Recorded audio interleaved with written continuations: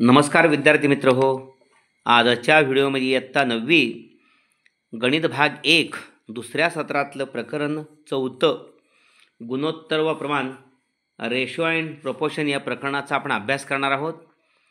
या प्रकरणामध्ये आपण जे उपघटक पाहणार आहोत गुणोत्तर, रेशो, त्यानंतर गुणोत्तराचे गुणधर्म, या ठिकाणी प्रॉपर्टीज ऑफ रेशो, समान गुणोत्तरावरील क्रिया, ऑपरेशन्स ऑन इक्वल रेशो, समान गुणोत्तराचा सिद्धांत, थेरम ऑफ इक्वल रेशो, पारंपरिक प्रमाण, कंटिन्यूड प्रपोर्शन, गुणोत्तरातील के पद्धती, के मेथड आपण पाहणार आहोत. आपण मागील इयत्तेमध्ये गुणोत्तर प्रमाण यांचा थोडक्यात अभ्यास केला आहे. त्यावर आधारित काही उदाहरणेसुद्धा आपण सोडवलेली आहेत. या ठिकाणी गुणोत्तर म्हणजे नेमकं काय, अगदी साध्या भाषेत सांगायचं तर एक संख्या दुसऱ्या संख्येच्या किती पट आहे हे सांगणं म्हणजे गुणोत्तर. 3 आणि 6 या दोन संख्या आहेत. 3/6 याचा संक्षिप्त घेतला तर 3 एके 3 2 6 1/2 म्हणजे दुसरी संख्या 2 आहे, पहिली संख्या 1 आहे. म्हणजे दुसरी संख्या पहिल्या संख्येच्या दुप्पट आहे. एक संख्या दुसऱ्या संख्येच्या किती पट आहे हे सांगणे म्हणजे गुणोत्तर. आता दोन संख्यांच्या गुणोत्तरांची तुलना 3 किंवा अधिक संख्येसाठी विस्तारित करता येते.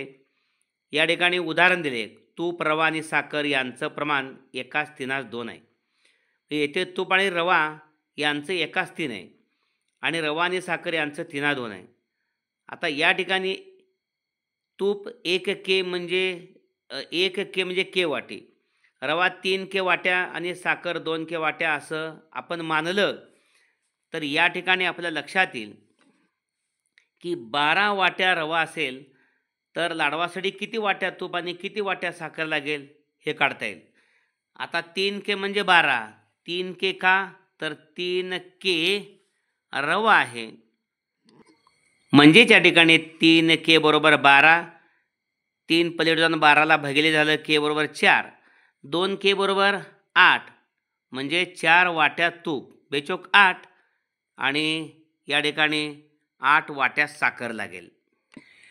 या ठिकाणी के ही पट मानल्या. 1 ची के पट 1 पट, 3 ची के पट 3 के, 2 ची के पट 2 के, 12 वाट्या रवा म्हणजे मध्ये 3 के, 3 के बरोबर 12, के बरोबर 4 म्हणजे के ची किंमत 4 आली.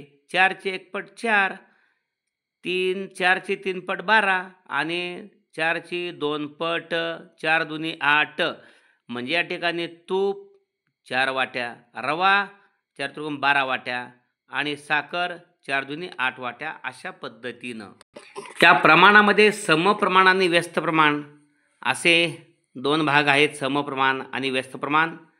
आता समप्रमाण म्हणजे सोपंच उदाहरण सांगतो. या ठिकाणी एक वही 20 रुपयाला आहे, 2 वह्या 40 रुपयाला, 3 वह्या 60 रुपयाला, 4 वह्या 80 रुपयाला.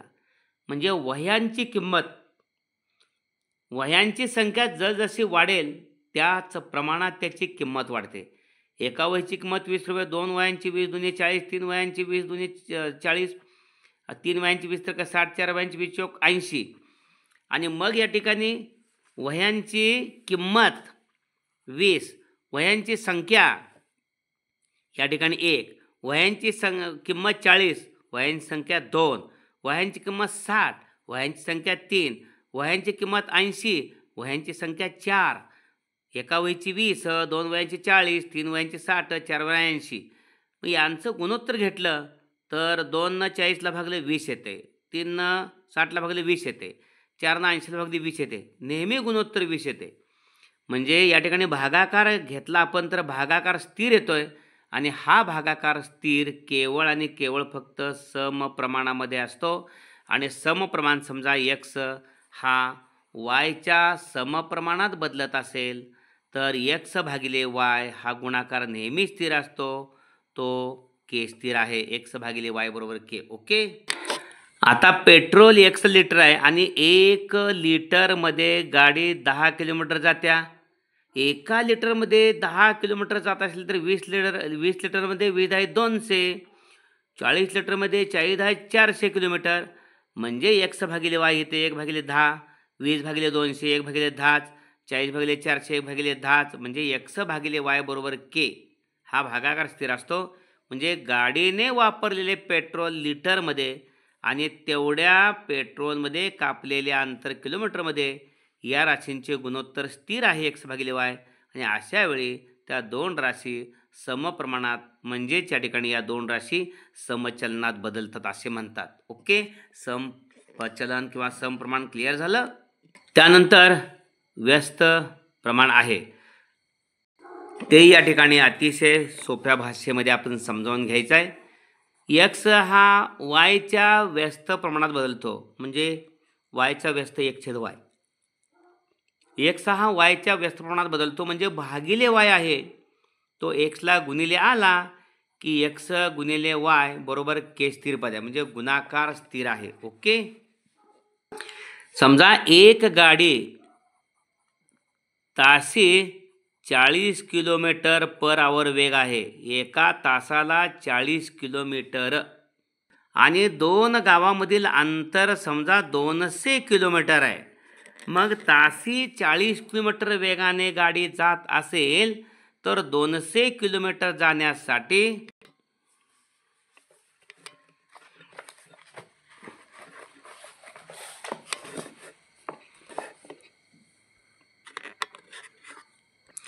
इथं उदाहरण आहे. एका मोटरचा ताशी वेग 50 किलोमीटर वेगाने 50 किमी वेगाने 100 किलोमीटर जाण्यासाठी 2 तास लागतात. पहा या ठिकाणी एका बैलगाडीचा वेग ताशी 5 किलोमीटर आहे, तेवढेच अंतर जाण्यासाठी 20 तास लागतात. बरोबर. पहा 50 किलोमीटर वेगानं या ठिकाणी वेळ लागतो मोटारीला 2 तास, बैलगाडीला ताशी 5 किलोमीटर 20 तास लागतात. बघा दोघाचा गुणाकार 5×2 100, 20×5 100. ओके, एक्स गुणिले वाय 100, म्हणजे एक्स गुणिले वाय बरोबर के, गुणाकार स्थिर असतो. ओके, इथं 50 गुणिले 2 100, 5 गुणिले 20 100, म्हणजे वाहनाचा वेग आणि प्रवासाला लागणारा वेळ यांचा गुणाकार स्थिर दिसतो. अशा वेळी त्या राशी व्यस्त प्रमाणात आहेत किंवा त्या राशी व्यस्त चलनात बदलतात असे म्हणतात. ओके, म्हणजे उदाहरणार्थ या वाहनाचा वेग आणि ठराविक अंतर जाण्यास लागणारा वेळ व्यस्त प्रमाणात आहेत. Okay, ratio and proportion. The concept of ratio of two numbers can be extended to 3 or more numbers. Let us see the above example of ladus. The proportion of ghee, rava and sugar is 1 to 3 to 2. Okay, here proportion of ghee and ratio is 1 to 3. Okay, 1 to 3, and that of rava and sugar is 3 to 2. This means the proportion of ghee, rava and sugar is 1 to 3 to 2. Okay, let us take k bowls of ghee, 3k bowls of rava and 2k bowls of sugar. Hence, for 2 bowls of rava, how much quantity of ghee and sugar is required can be found as follows. Now suppose 3k is equal to 12, dividing both sides by 3, we get k is equal to 4, 2k is equal to 8. Here 1k 4, 3k 12, 2k 8. That means 4 balls of ghee and 8 balls of sugar is required. Okay, here two types of proportions are present here. At first, direct proportion. A car covers a distance of 10 km consuming 1 liter of petrol. Okay, if we cover a distance of 20 into 10, that means 2 km consuming 20 liters of petrol. And consuming 40 liter of petrol, it will cover a distance of 40 into 10 is equal to 400 km. Let us write this information in table form. Tabular form, petrol x liter. Okay, 1 liter, distance y kilometer. 1 liter in 1 liter y kilometer, that means 10 kilometer. Here ratio x upon y 1 upon 10. Here petrol 20 liters. Distance 20 into 10, 200 kilometer.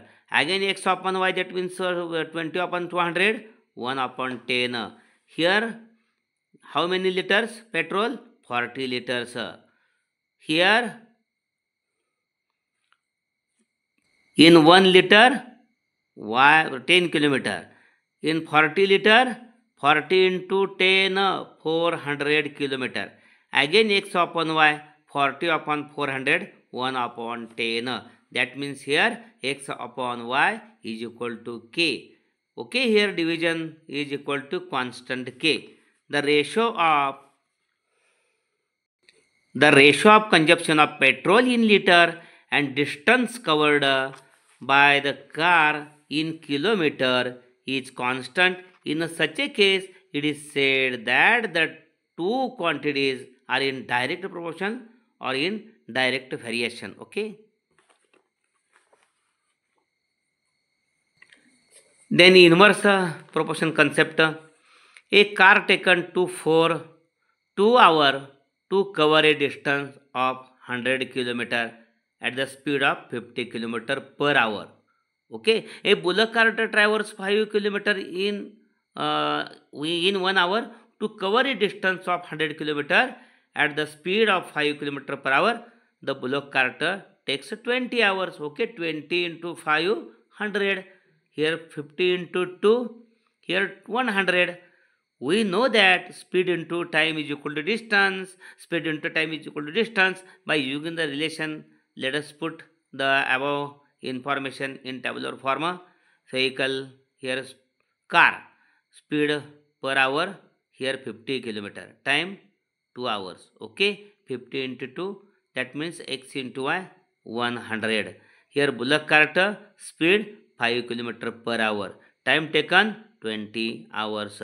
20 into 5, that means the speed into time, 5 into 20, again 100. Here x into y is equal to k. K is constant. Hence we see that the product of speed of the vehicle and time is constant. In such a case, it is said the quantities are in inverse proportional or in inverse variation. Okay. In inverse proportion, x into y, product is constant, and in direct proportion, division x upon y is equal to constant.